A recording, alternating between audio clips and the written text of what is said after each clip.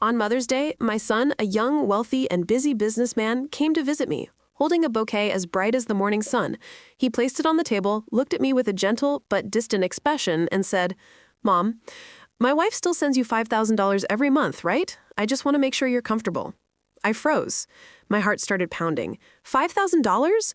For the past 8 months, I'd been living on food packages from the church and small donations from kind neighbors. I whispered, my voice trembling, "Son, the church is helping me get by." He stared at me, the smile vanishing from his lips. And then my daughter-in-law appeared, radiant in a silk dress, shiny high heels, and a cloud of expensive perfume that drifted through the room like mockery. Her smile was dazzling, but her eyes were colder than any winter I've ever known. She didn't realize that on that very day, the last light of her elegance would fade forever. If you're still listening, tell me where you're watching from. Every comment you leave is another mark in this journey. And if this story has touched you, don't forget to hit like so it can reach even further. My name is Margaret Hayes, a 67-year-old widow living alone in a small house on the outskirts of Dallas, Texas. This old place used to echo with laughter, the spot where my husband Frank and I raised our only son, David. After Frank passed from a heart attack 10 years back, I slowed down, tending my garden, whipping up simple meals, and teaching Bible classes at St. Mary's Church just down the road. I didn't have much, but it was enough until age crept in and bills piled up like uninvited guests. David, the little boy I once carried on my hip, is now a 38-year-old millionaire. He runs a chain of tech firms, zips around in a shiny Tesla, and lives in a sprawling mansion in Park Cities where the property taxes alone could fund my whole retirement. I was so proud of him. I raised him with love and hard work, hoping he'd grow into a kind, grateful man. So when he showed up that afternoon, sunlight pouring through the windows, his handsome but weary face lighting up my living room, my heart swelled until those words tumbled out. "Mom, my wife still sends you $5,000 every month, right? I just want to make sure you're comfortable." It hit me like a punch to the gut. The air vanished from the room. My fingers gripped my faded apron as my pulse raced. I tried to smile, but my mouth felt like sandpaper. $5,000? I echoed, my voice cracking. "Son, the church is keeping me afloat." David's eyes widened, his grin crumbling. He glanced over as Clara swept in, his wife, glowing in a pearl-collared dress, silver heels clicking like judgments, and that Chanel perfume overpowering the apple pie I'd baked just for them. Her smile was dazzling, but her eyes were colder than any winter I've ever known. She didn't realize that on that very day, the last light of her elegance would fade forever. I met her gaze steadily. I whispered, my voice trembling, "If you did, it must have gotten lost along the way." The room went dead quiet. The clock ticked like a heartbeat. Cars hummed outside, and my own pulse thundered in my ears. David shifted uneasily, looking between his gray-haired mom in her apron and his glamorous wife. "Clara, you've been delivering it, right? I transfer it to you every month." She tilted her head, smile unwavering. "Of course, David. Maybe Mother's just forgotten. You know, old age, the memory isn't what it used to be." Those words landed like stones on my soul. Old age. I'd heard it too often since Frank died, from folks who saw a widow as a relic. But I knew my mind. I tracked every bill, every prayer, every face at church, and I knew Clara hadn't given me a dime. I nodded, biting my tongue. "Some fights brew slow." David patted my shoulder. "It's probably a mix-up, Mom. I'll check the accounts. I want you comfortable, no worries." I forced a faint smile, but inside, suspicion stirred like a storm cloud. I cleared the table, poured orange juice. As Clara perched beside him, her hand possessive on his arm, her eyes swept me, cool, dismissive, like money could buy her a clean conscience. The air chilled, despite the blazing Texas sun. Clara eyed the old photos on the wall. David as a kid, golden curls and carefree grin. "You've kept the house so clean, Mother, even at your age." I smiled thinly. "Old, yes, but not so old I forget who walks through my door, Clara." David shifted. "Mom, it's Mother's Day. Let's not get upset." "I just want you happy, son," I said, eyes on Clara. "But happiness comes from actions, not words." David froze. Clara's smile tightened, then vanished. After they left, I sat alone, sunlight dappling the table. $5,000 a month for 8 months. $40,000. That could have fixed my leaky roof, replaced the busted fridge, eased my golden years. Instead, I'd rationed church canned soup, thanked God for donated bread. An ache bloomed in my chest, deep and silent. That night, I opened my old notebook for groceries and prayers and wrote, "Find the truth, don't trust fake tears." I shut it, breathing deep. I'd survived loss, loneliness, hardship. I'd survive this. David might be fooled, but not me. Clara had underestimated the wrong woman. The next afternoon, sunlight sliced golden across my kitchen floor. My jasmine tea cooled, untouched, as I stared at my phone. Could I be wrong? Bank error? Mailed checks? Forgotten in my old age? No. I remembered every kindness, every scrap. No money from David. I pulled out my ledger from church treasurer days. Precise lines. $12 for meds, 24 utilities, $10 for dinners. No transfers. Morning came, I headed to First Texas Community Bank, sat with young teller Molly, handed my passbook, check for transfers from David Hayes, $5,000 monthly for 8 months. She typed, shook her head. "Sorry, Mrs. Hayes, nothing but $1.35 interest in February." I nodded, thanked her, stepped into the Texas wind, whipping my gray hair. A stone sank in my chest. No money. 8 months of coupons, canned veggies, quiet prayers, while Clara lied. Home, I sat, clock ticking like a whisper. Truth is coming. That afternoon at St. Mary's, Reverend Cole spotted my weariness after service. "You all right, Margaret?" I had trembling hands. "Just wondering why my son's letters never arrive." He patted my shoulder. "The Lord reveals truth. Keep faith."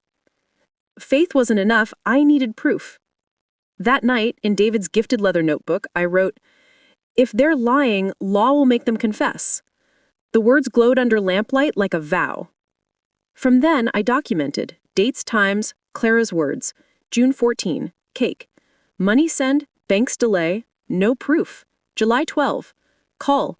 Charity excuse, restaurant noise behind. Weeks passed. Clara visited, flawless in designers, bringing trinkets, flowers, cookies, but no cash.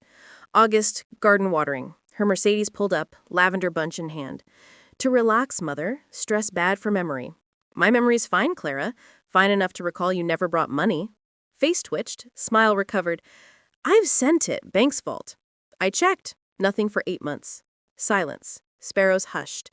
She fidgeted, fled, perfume lingering. Notebook.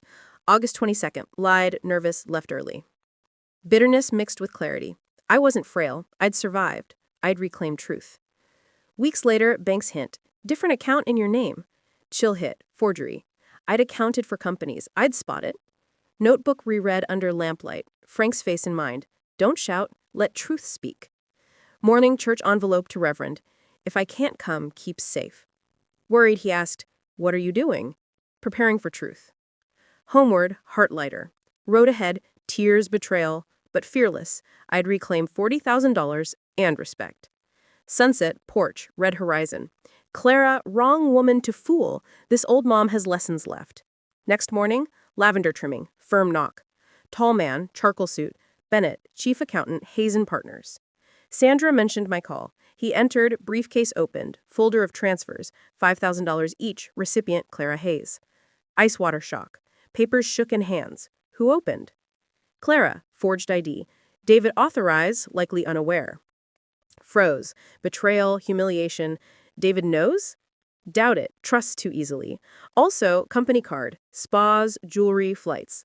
$30,000 in 3 months. Spas, jewels, flights, echoed like hammers. Remembered Clara's care chats. Expose this. Help me. He met eyes. Yes, but carefully. Evidence first, or she'll twist it. Nodded. Seen her smile lie. Bennett left. Papers in a metal box. Locked. Afternoon tea. Garden view. Calm fire burned. Notebook. September 11th. Records. $5,000 to Clara. Company card abuse. Ally found. Fight begins.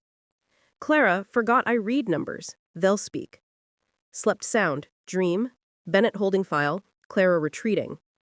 3 days later, called David. Dinner Sunday. Agreed happily. Prepared. Stew, pie, childhood faves. Table set, candlelit. Beige envelope center. 6 p.m., Lexus arrived.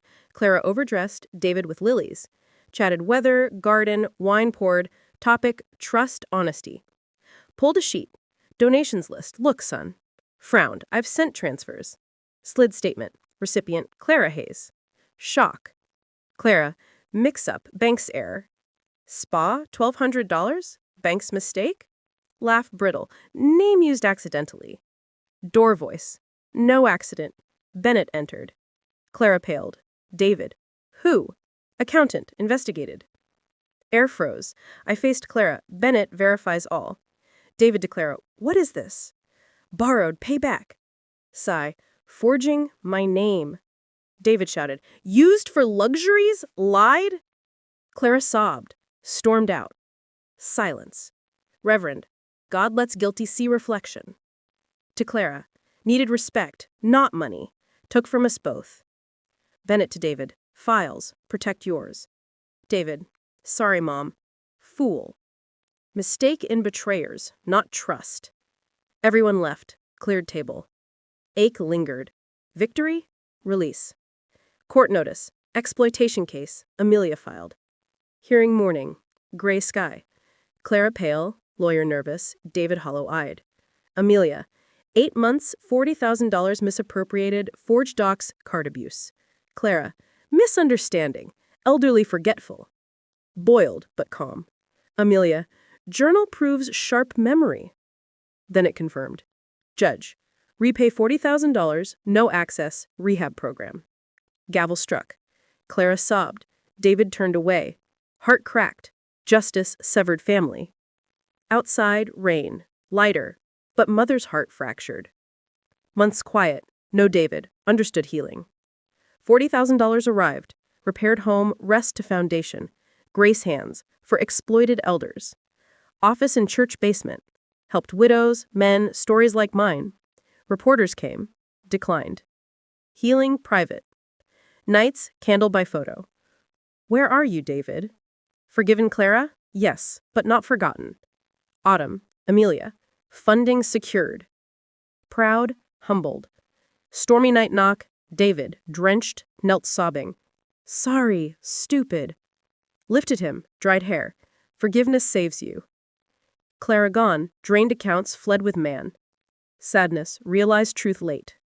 Helped foundation weekends, transformed. Saw a boy in him again. Crossed pain, son. Thanks to you.